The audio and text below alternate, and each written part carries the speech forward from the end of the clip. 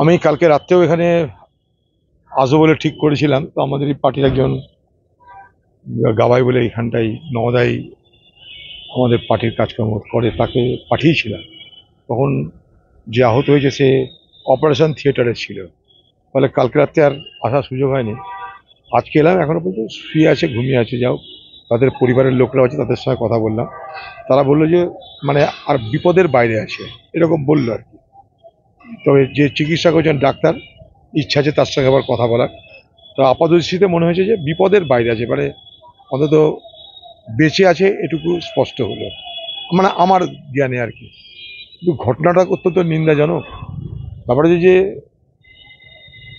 সর্বাঙ্গপুর একটা শান্ত জায়গা, সেখানে মানুষের উৎসব পার্বণ পরব আশেপাশে সব জায়গাতেই হয়।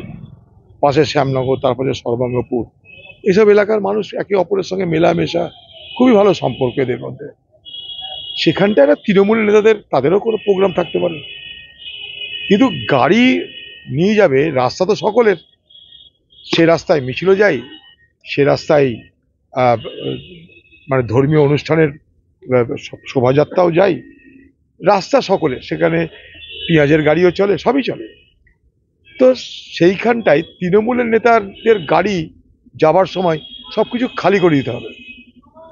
কারণ তারা আমাদের সমাজে থাকলেও তৃণমূলের নেতারা, তাদের অধিকার আমাদের সকলের থেকে বেশি।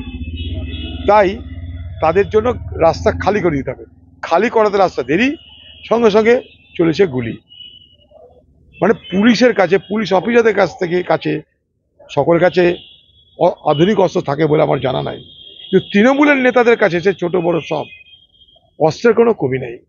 কতগুলো সাধারণ মানুষের উপরে গুলি চালিয়ে একজনকে আহত করে কি বাহাদুরি দেখিয়েছে আমার জানা নাই। কিন্তু আমি প্রশাসনকে বলতে চাই, কালকেও বলেছি, যে যারা দোষী, যারা অপরাধী, তাদেরকে যেন গ্রেপ্তার করা হয় এবং তাদেরকে যথাযোগ্য শাস্তি দেওয়া হয়। এবং পাশাপাশি সেইখানকার সব ধর্মের মানুষ, সব বর্ণের মানুষ, সব সম্প্রদায়ের মানুষের কাছে আমার একটাই বক্তব্য থাকবে, যে এই ঘটনাকে নিয়ে আমরা যেন খামোখা সাম্প্রদায়িক উত্তেজনার শিকার না হই। কারণ সাম্প্রদায়িক উত্তেজনা তৈরিরও চেষ্টা হতে পারে। আমরা যেন বিষয়টাকে একটা অপরাধ হিসাবে দেখি এবং অপরাধীর বিরুদ্ধে আমরা যেন আমাদের কথা বা আমাদের প্রতিবাদ করতে থাকি।